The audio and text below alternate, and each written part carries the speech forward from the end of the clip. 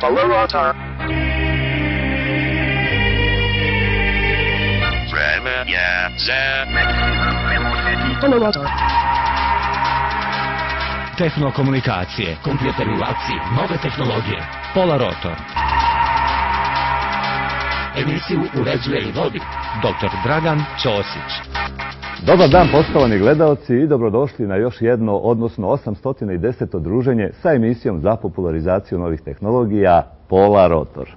Samo da podsjetimo da se u emisiji Polorotor pod pojmom nove tehnologije i najviše i najčešće govori i priča o tehnologijama iz našeg najbližeg životnog i radnog okruženja i koje svi mi svakodnevno u manjoj ili većoj meri, ili kako se to već kaže, šta manje ili više uspeha i koristimo. A o kojim konkretno novim tehnologijama će danas biti reči, to ćemo vidjeti iz kraćeg pregleda sadržaja današnje emisije. Današnju šetnju kroz svet novih tehnologija započinjemo opet u društvu Vladimira Bubanje i brzim vestima sa IT scene u interpretaciji lično Zorana Modlija. O novostima na polju resivera za satelitsku televiziju danas priča i ponešto pokazuje Vladimir Srbinović. Nebojša Dubroja i u ovoj emisiji koristi svoje vreme za priču o mobilnim tehnologijama. Danas je na redu Smart Gate. Ovih dana stigao je i drugi operater fiksne telefonije. Šta i kako dalje, čućemo iz razgovora sa našim gostom Dejanom Ilićem. Šta je novo kod našeg najstarijeg domaćeg internet provajdera Beotelneta, saopštit nam lično Jelena Punišić. Dakle, poštovani gledalci, kao što ste čuli i vidjeli, i danas imamo 7 priloga. Nadamo se da ste pronašli barem jedan razlog, odnosno prilog, da i dalje ostanete u društvu sa nama. U svakom slučaju krećemo sa prvim prilogom. Polorotor.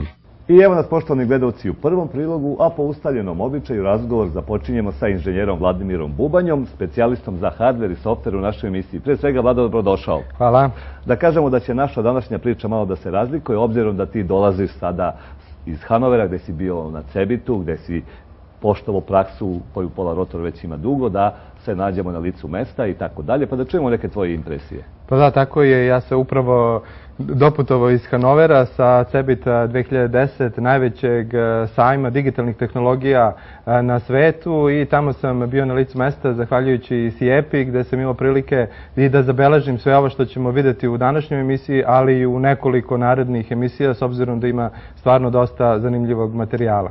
Vlado, možemo li prvo da neku generalnu sliku damo našim gledalcima, čitajući malo materijala, i gledajući neke video zapise, vidjeli smo da je nešto siromašnija bila ovaj put ta izložba, da je barem prepolovljen broj gledalaca i onih koji izlažu, i uopšte je bilo sve malo izgleda siromašnije nego što smo pretpostavljali i očekivali. Pa da, to je tačno za početak, i evo dok gledam ove snimke ja mogu da prokomentarišem da bez obzira na sve to ja ipak nosim pozitivne utiske sa Cebita 2010, bez obzira što je bio nešto manji nego prethodni, dakle manji za nekih 4-5 hala nego ranije, i trajao je dan kraće. Ali na poslednjoj zvaničnoj pres konferenciji organizator sajma Deutsche Messe je objavio da je bio porast broja posetilaca na dnevnoj bazi u odnosu na prošlu godinu, s obzirom da je ove godine bio dan kraći.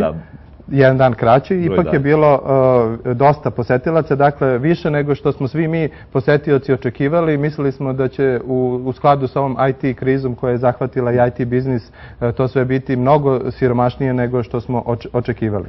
Tu ima još jedno logično objašnjenje, Vlado. Naime, u međuvremenu su se diferencirali sajmovi za mobilnu telefoniju, sajmovi za satelitsku televiziju, za kompjuterski hardver i softver na određenim mestima, Las Vegas i tako dalje, Singapur, tako da i to objašnjava smanjen broj gledalaca na ovom. Upravo tako, da. Cebit se ove godine u potpunosti orijentisao ka biznis korisnicima, i to smo mogli da vidimo kroz različite hale, jer u svakoj hali održavale se različite konferencije, forumi, predavanja i tako dalje, dakle, gde su stručnjaci mogli da razmene iskustva na licu mesta, odnosno direktori malih, srednjih, velikih preduzeća, kao i ljudi iz IT sektora su mogli da tu razmene iskustva i nauče po nešto novo. Tema, da kažemo, tema, moto samog sajma je bilo povezani svetovi, jel da? Jeste. Pravimo u budućnosti. Povezani svetovi u smislu brzine interneta i svega ostalog, a bitno je također istaći da je ove godine zemlja partner bila Španija, koja je pokazala da je stvarno i ona velika sila u IT biznisu, s obzirom da je imala preko 100 svojih izlagača. A i njihov predsjednik je bio na otvaranju. Naravno, predsjednik zajedno sa kancelarkom Nemačke. A ono što je obeležilo i ovaj CeBIT, možemo da kažemo da je Green IT, odnosno kako se uz pomoć informacionih i komunikacionih tehnologija može optimizovati radni proces i smanjiti potrošnje. Da, teme su bile kuća budućnosti, pa onda poljoprivreda budućnosti, opšta mobilnost, umreženost, povezanost i tako dalje. Tako, ono što je još specifično za ovaj CeBIT, to je da je posebna pažnja obraćena na telemedicinu, koja je sve više u trendu i vjerojatno će narednih godina postati vrlo popularna svuda. I već kad govorimo o nekim značajnim činjenicama, da pomenemo da je prvi put prikazana i elektronska knjiga, ali koja čita, odnosno govori. Ona je bila namenjena jednom segmentu, odnosno mlađoj populaciji. Bilo je tih zanimljivih hardverskih proizvoda, e-book readera, 3D televizora, naočara i tako dalje. Tako da u svakom slučaju ovo je i dalje najveći i najznačajniji IT sajam na svetu. Da kažemo da je ove godine bilo preko 4000 izlagača iz čak 68 zemalja, među kojima je bio i nacionalni štand Srbije, ovog puta u hali broj 6, gde je u organizaciji SIEPE, Vladine agencije za promociju izvoza, izlagalo 6 domaćih firmi i na taj način se predstavilo svetskoj javnosti. Ili je to bio veći broj nego prošle godine? To je bio nešto manji broj nego prošle godine. Dakle, na nacionalnom štandu je bilo 6 firmi. Evo da kažemo i koje su to firme. Dakle, Galeb Group, zatim Ateh, 2D Soft, PS Tech, Advant i Belit. I evo dok gledamo još malo kako je to bilo na CeBIT-u i na našem nacionalnom štandu, da kažemo da ćemo u narednim emisijama mnogo opširnije pričati o svemu tome šta se dešavalo i na nacionalnom štandu i uopšte o zanimljivostima sa CeBIT-a 2010. Dok malo izmontiramo ovaj materijal, obzirom da se ti praktično pre par sati slete. Da, upravo gledamo svež materijal stigo iz Hanovera.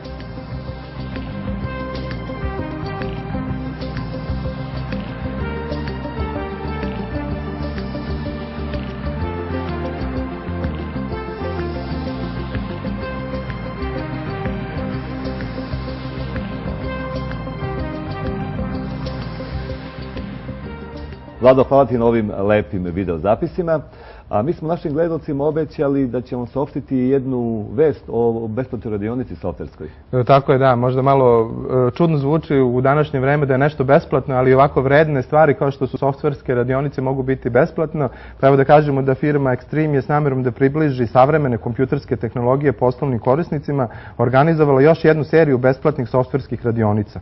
Ove radionice se održavaju u malim grupama, a ideja je da se otvore diskusije na temu mogućnosti primjene savremenih tehnologija u svakodnevnom poslovanju. Za naredni period definisane su sledeće teme, pa evo i da ih nabrojimo. Dakle, za 23. mart unapređenje prodaje uz primjenu osnovnih strategija Dynamics CRM, za 6. april unapređenje poslovanja primjenom Microsoft Office SharePoint intranet portala, za 20. april automatizacijom marketinga do više klijenata Dynamics CRM i za 4. maj Node 32 Tips and Tricks. Detalji o sadržaju besplatnih radionica mogu se naći na sajtu www.extreme.rs/radionice, gde se može izvršiti i obavezna prijava prisustva, kao i dati predlog teme za buduće radionice. Dakle, obavezno se, ko želi da prisustvuje radionicama, besplatne su, ali se morate prijaviti, dakle, www.extreme.rs/radionice. Šta drugo, Vlado, osim veliko ti hvala na današnjem učešću u emisiji, hvala na ovim lepim vestima i evo, ostani da pogledamo i brze vesti Zorana Modlija. Pa da pogledamo. Specijalno za Pola Rotor emitujemo brze vesti. Veoma brze vesti. Pa da čujemo šta je to novo brzo, a da nije kuso. Kompanija Sky postavlja dogovor sa Panasonicom i LG Electronicsom o ugradnji svog softvera za videokomunikaciju u televizore visoke definicije. Kada se pojave prvi modeli televizora sa ugrađenim Skype-om, korisnici će moći da ostvare videokomunikaciju preko televizijskih ekrana, što predstavlja do sada najveće približavanje računara i interneta televizijskim uređajima. Veoma brze vesti. Kompanija Radeon je predstavila Hybrid Disk, uređaj za skladištenje podataka koji se sastoji od jednog diska zasnovan zasnovanog na flash memory, dakle solid state drive SSD i jednog standardnog hard diska. Hybrid disk dizajniran je kao zamena za klasične unutrašnje 3,5-inčne hard diskove. Veoma brze vesti. Udruženje nemačkih izdavača dnevnih listova i časopisa izrazilo je neslaganje sa najnovijom odlukom kompanije Apple da ograniči preuzimanje i način korištenja aplikacije Shake the Build Girl, namijenjen korisnicima iPhone-a. Sporna aplikacija omogućava vlasnicima iPhone-a da preuzmu fotografije obnaženih lepotica koje svakodnevno na naslovnoj strani objavljuje poznati nemački magazin Bild i da ih skinu tako što protresu telefon. Nažalost, nakon najnovih ograničenja koje je uvela kompanija Apple, izazovne lepotice nakon striptiza, odnosno drmusanja telefona, ostaju u bikiniju, što je izazvalo protest nemačkih izdavača. Veoma brze vesti. Tako su devojke iz Bilda obučene, a Intel je početkom marta zvanično predstavio najnoviji procesor Atom N470, koji je obukao tako da internet računarima donosi bolje performanse i duži vek trajanja baterije. Veoma brze vesti.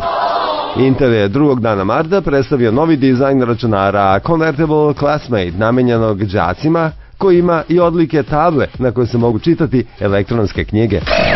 Veoma brze vesti. Sonyjeva usluga PlayStation Network ponovo radi pošto je greška u unutrašnjem časovniku određenih modela igračkih konzola PlayStation 3 ispravljena. Naime, izvestan broj konzola prepoznao je 2010. godinu kao prestupnu i kalendaru dodao datum 29. februar. Ne bi me čudilo da je pritom kalendaru dodao i 809. Polarotor. Veoma brze vesti. Trenutno u Nemačkoj aktualna tužba Nemačkog ustavnog suda, koji je doneo odredbu da Google mora da obriše sve bliže podatke o kućama koji su slikali u Nemačkoj.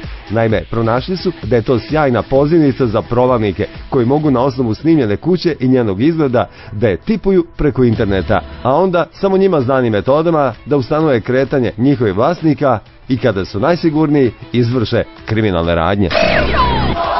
Jedinstveni konkurs za razvoj domaćih aplikacija za Android platformu Web Android izazov uspešno je završen nakon što je stručni žiri izabrao 15 najboljih od ukupno 64 prijavljene aplikacije koje su objavljene na Android marketu, a ispunjavaju kriterijume konkursa. Platinastu nagradu u visini od 10.000 evra osvoje tim mladih programera sa Elektrotehničkog fakulteta za pobjedničku aplikaciju VIP Bioskop. Veoma brze vesti.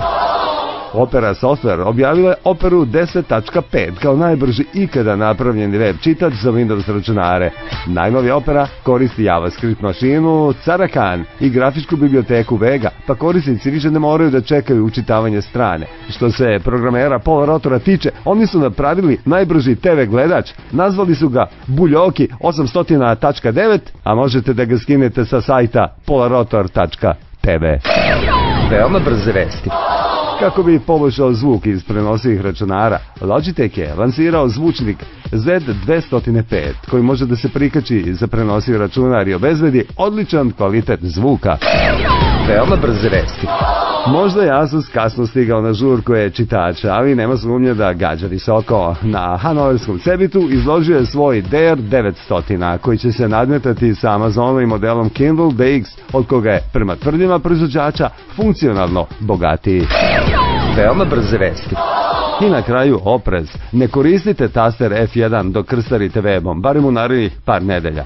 Microsoft je upozorio korisnike na grešku u Internet Exploreru koju hakeri mogu da iskoriste kako bi instalirali zlonamerni softver na ciljani računar.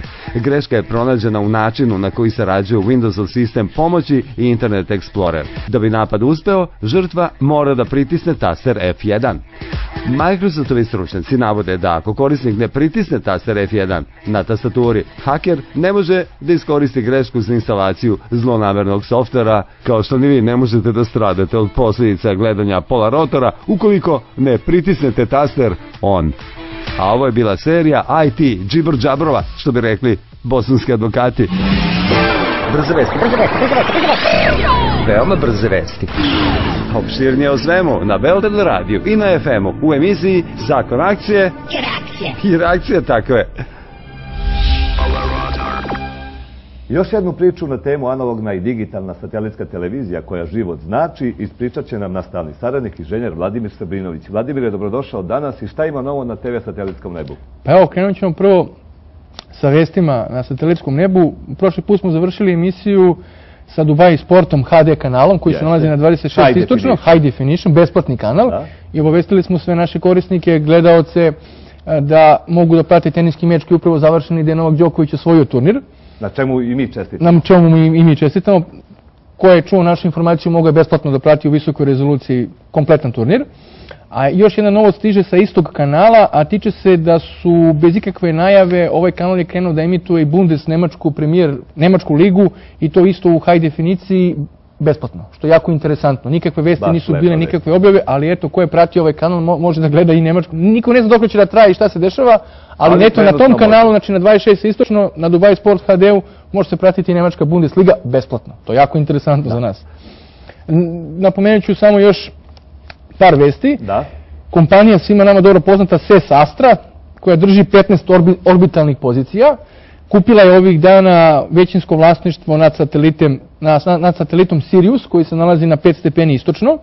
I pored tih 15 orbitalnih pozicija, ja mislim da su sad uzeli 16. orbitalnu poziciju, tako i da na tom satelitu Sirius 5 stepeni istočno možemo u budućnosti očekivati neke kanale koji se ne emituju na nekom asternom satelitu da se pojave možda i tu. A šta trenutno može da se gleda? Pa sad trenutno, znači na ovom satelitu, znači Sirius, on je prvenstveno namenjen skandinavskim zemljama i baltičkim zemljama. Tu se emituju Viasat platforma kao najinteresantnija se trenutno emituje na 5 stepeni istočno. Vidjet ćemo šta će se desiti, uglavnom eto Sirius više nije Sirius, sad je pod vlasništvom kompletnom Astre. Šta je još interesantno, od High Definition kanala, Grčka Nova, iako su Grci u krizi, vidimo, čitamo ovih dana, odlučili su se da testiraju svoj prvi High Definition kanal. Prvi testovi su krenuli. Gledaoci koji prate taj kanal mogu da uhvate i taj kanal. On se nalazi pod nazivom Test. A da bi sve to pratili i gledali, mi moramo da imamo i određenu tehničku opremu, da ne kažemo receivere. Danas pričamo o Optibox High Definition receiveru, model je Koala. Koala. Da li to znači ide ko Alva ili... Pa možemo da kažemo. U prošloj emisiji je bio njihov osnovni model Optibox Lite, koji košta recimo 4.500 dinara. Ovdje imamo dosta skuplju verziju koja košta oko 30.000 dinara i namenjena je za gledanje High Definition kanala kako slobodnih, tako i kodiranih i klasičnih digitalnih kanala, isto kako kodiranih i kako slobodnih. Možemo reći da se radi, ja sam ga testirao jedno 10 dana, svaki dan, znači intenzivno, i prve impresije su jako dobre. Dakle, iza te tvrdnje stoji firma Elektrodata, odnosno uvoznik Optibox iz Subotice, i u kompletnim karakteristikama korisnici mogu da saznaju više na internet sajtu www.optibox.rs. Tu će dobiti detaljne informacije, a informacije od mene što se tiče testiranja su sljedeće. Jako interesantan meni ima, jednostavan, brz za korišćenje, nije potrebno bukvalno nikakvo uputstvo da bi se rukovalo sa receiverom. Izuzetno je brz kako prilikom restarta, kako prilikom gašenja, tako prilikom podizanja. Kvalitet slike je dobar. Odlično, Vlado, upravo nam izlazi 4. minut koliko je predviđeno za ovaj prilog. Hvala ti na učešću i vidimo se u narednoj emisiji, kao što rekao smo, sa pričom o karticama, čitačima, dekoderima i tako dalje. Još jednom hvala. Hvala.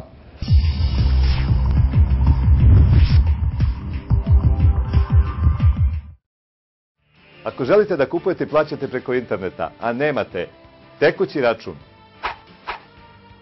kreditne kartice,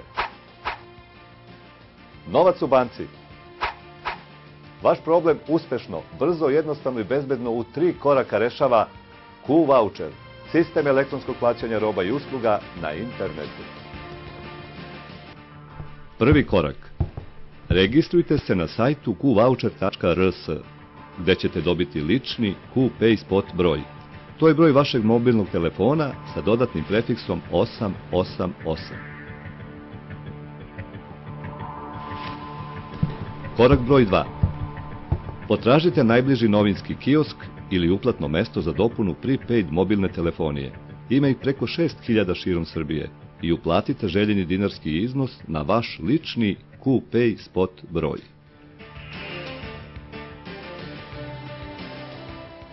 I Q-Voucher dopunu. I treći korak. Odmah po izvršenoj uplati vaš dinarski iznos možete trošiti na internetu za kupovinu roba ili plaćanje usluga.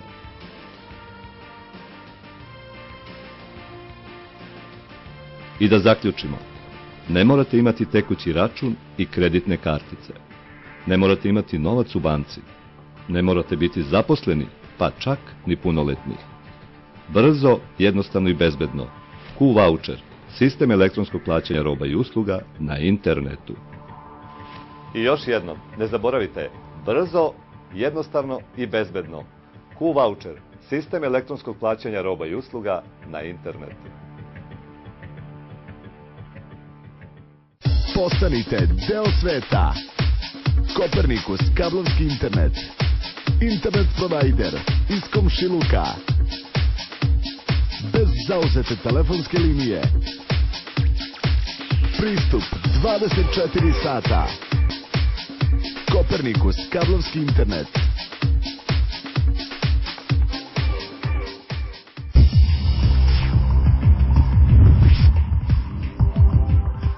Naš i vaš sljedeći gost, poštovani gledalci, jeste inženjer Nebojša Dubroja, čovjek koji će nam pomoći da shvatimo šta su to GPS, GSM, 2G i 3G tehnologije. No, prije svega, Nebojša, dobrodošli ponovo u Polarotor. Hvala. Pa evo da krenemo redom od početka. Danas ćemo malo govoriti opet GPS, GSM, 2G i 3G tehnologije. Upravo tako. Ali kroz primjer jednog uređaja koji se zove, rekli smo, Smart Gate. Upravo tako. Pričat ćemo konkretno o GSM Gatewayu, koji se zove Smart Gate, koji je multifunkcionalni uređaj i koji može da se primjeni u mnogo primjera. Dakle, otprilike našim gledalcima treba da objasnimo da postoji jedan uređaj koji može da nas praktično pronađe ma gde se mi našli, da pomogne našim mobilnim telefonima i da poveže mobilni i fiksni telefon i lokaciju gde se nalazimo. Upravo tako. Ovaj uređaj može da se koristi i u profesionalne svrhe, a može da se koristi i u kućnoj upotrebi. Da, bome.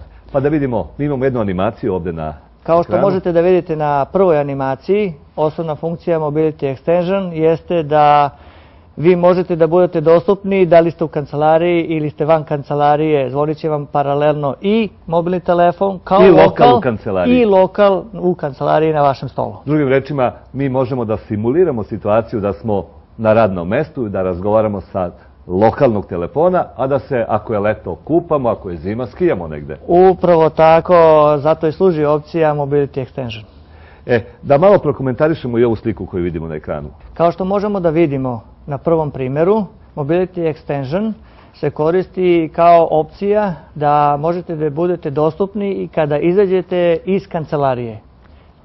Opcija je da vam zvoni i mobilni telefon kao lokal, i vi možete da budete u okviru zgrade, možete da budete u vašem gradu, možete da budete van grada, vi se ponašate kao lokal. Vaši sagovornici ne znaju da li ste vi u kancelariji ili niste u kancelariji. Nebojša, možemo li mi reći kako se konfiguriše ovaj Smart Gate uređaj, a time odgovaramo i kako se koristi?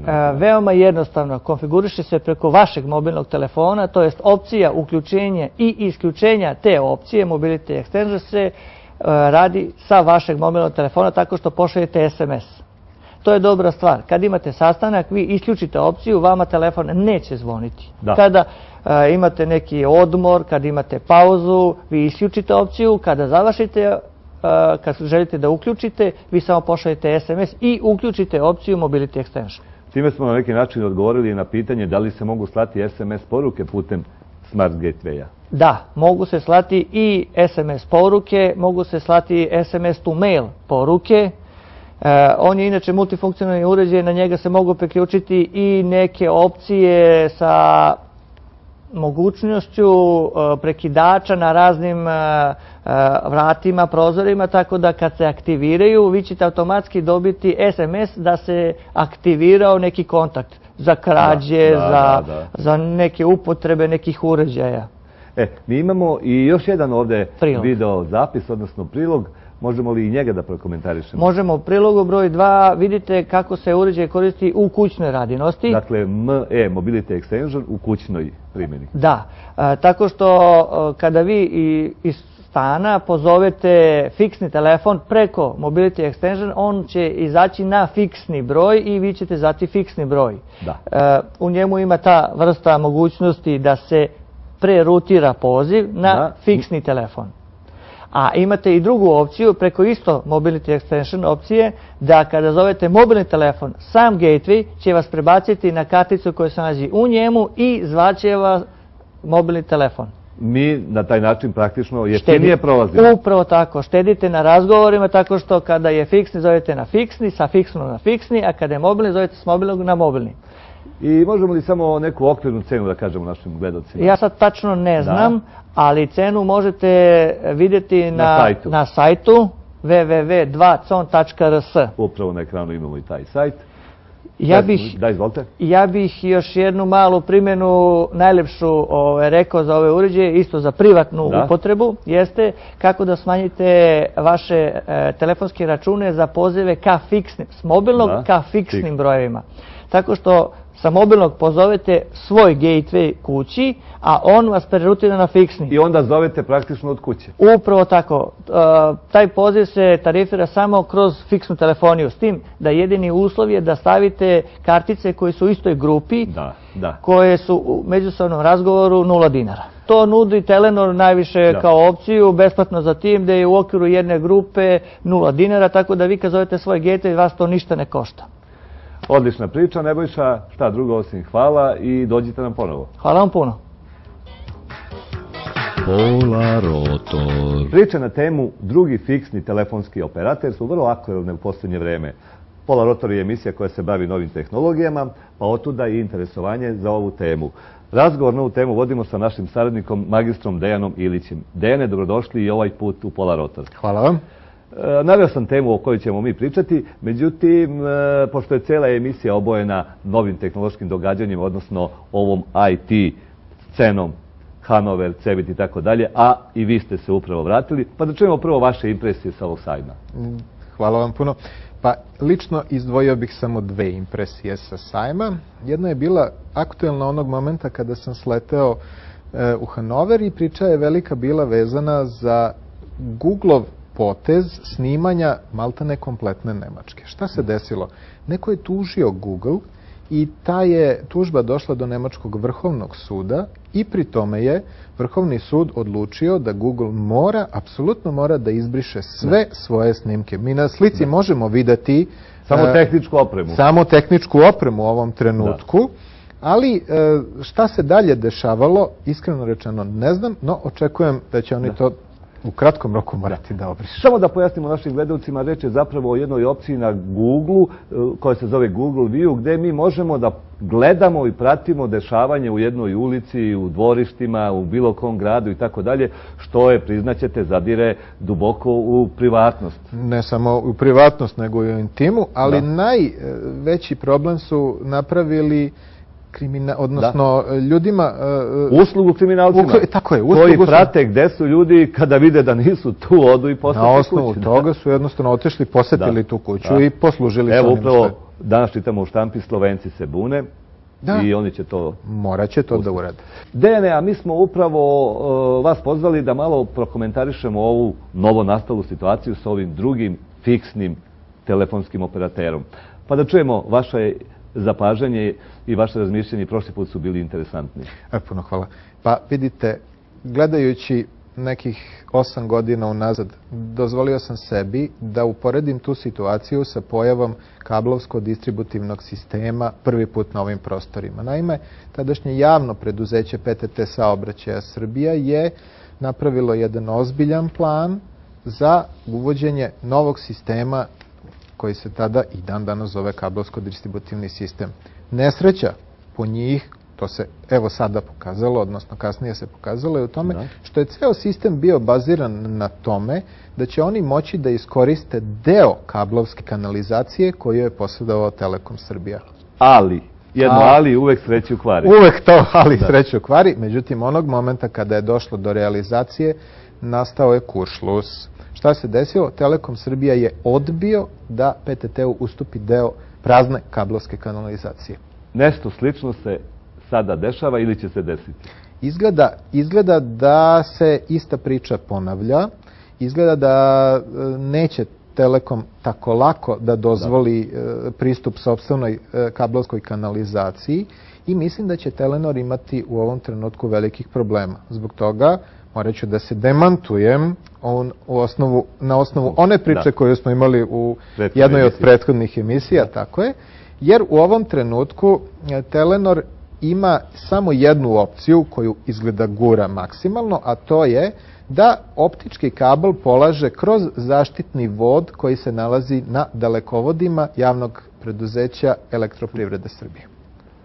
I to je izgledno i... To je izgledno jer dosta ozbiljnih firmi je već dobilo posao da to uradi. Da, dosta od tog posla je već i uređeno.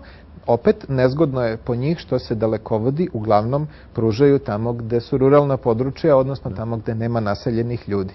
A tamo gde ima naseljenih? A tamo gde ima naseljenih ljudi, veza najverovatnije nastaje jedan novi angažman koji će biti napravljen, ja se nadam da će biti napravljen, između Telenora i lokalnih operatera upravo tog kablovsko-distributivnog sistema, jer će oni taj optički vod morati negde da spuste na zemlju i negde će morati da ga dovedu do neke već postojeće urađene infrastrukture. Najjeftinije im je u ovom trenutku da naprave neku od kombinacija ili neki od poslovnih aranžmana sa već postojećim kablovskim operaterima. Iz cijele ove priče možemo zaključiti da nema loše konkurencije po pojedinca u krajnjoj liniji ili da nema dobrog monopola po potrošača. Negde sam u štampi pročitao da umjesto monopola imat ćemo sada duopol. Šta to značilo, vidjet ćemo krajem ove godine. Bože zdravlja, vidjet ćemo. U svakom slučaju, Dejane, hvala vam na učešću u emisiji. Vama puno hvala. Polarotor. Iz našeg domaćeg, najstarijeg internet provajdera Beotelneta i danas nam ponovo u goste dolazi Jelena Punišić. Jelena, dobrodošli i ovom prilikom. Hvala. Da čujemo šta ima novo u Beotelnetu. U Beotelnetu imamo dosta noviteta, ali možemo krenuti sa našom od najatraktivnijih usluga za korisnike ADSL-om. Pa da čujemo.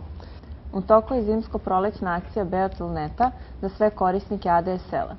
Svi pravni korisnici koji potpišu ugovor do 31.5.2010. sa Beotelnetom, uz plaćanje jedan mesec bilo kog ADSL paketa, dobit će još jedan mesec gratis korišćenja ADSL-a i tako 6 puta za redom. Beotelnet nije zaboravio na svoje dugogodišnje pravne korisnike. Svi postojeći pravni korisnici koji uplate odjednom 3 ili 6 meseci ADSL pretplate dobit će još 3 ili 6 meseci besplatno korišćenja ADSL-a.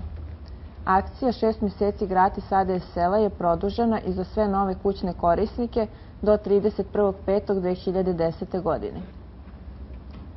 Beotelnet je također rešio da nagradi korisnike mail hosting paketa. Naime, cene su snižene, ali možda je još važnije da sa tim paketima konkurišemo i najvećim svetskim provajderima, tako da u svaki nalog korisnici dobijaju 200 megabita prostora i mogu da šalju mailove sa prilozima od 20 megabita. Na kraju samo još da spomenem da kod nas možete registrovati internacionalne domene .com, .net i .org po cijeni od 990 dinara, a najpopularnije RS domene za samo 749 dinara. Za više informacija možete se obratiti našem call centru na 011 3955 000 ili se informisati putem našeg web sajta www.beotel.net. Hvala Jelena na ovoj informaciji. Da li smo time sve rekli? Pa za sada sve. Drugom prilikom ćemo pričati o nečemu drugom. Poštovani gledalci, čuli ste i vidjeli ste Jelenu Punišić, PR-a najstarijeg domaćeg internet provajdera Beotelneta. Polarotor. I bilo je to sve, poštovani gledalci, što smo vam pripremili za današnje, kao što već rekoh, 810. druženje sa emisijom za popularizaciju novih tehnologija Polarotor. Trudili smo se i ovom prilikom da budemo i ažurni i aktuelni sa informacijama o novim tehnologijama, a u kojoj meri smo svemu tome i uspjeli, to vi najbolje znate. Nama i ovom prilikom preostaje da sačekamo vaše konkretne komentare u vezi današnje emisije, kao i neke predloge i komentare za eventualno neka buduća izdanja emisije Polarotor. A vi, poštovani gledalci, kao i malih ekrana, ako želite da zajedno pred velikim auditorijumom promovišemo nekakav vaš hardverski ili softverski proizvod ili pak nekakvu ideju, a koju u duhu sa našom emisijom za tu svrhu, odnosno kontakt sa nama, možete koristiti našu, nadam se već poznatu elektronsku adresu polarotor@beotel.rs, kao i broj telefona koji se upravo nalazi na ekranu. U svakom slučaju, hvala vam na poklonjenoj pažnji, želimo vam prijatno popodne i ostanite uz TV Kopernikus.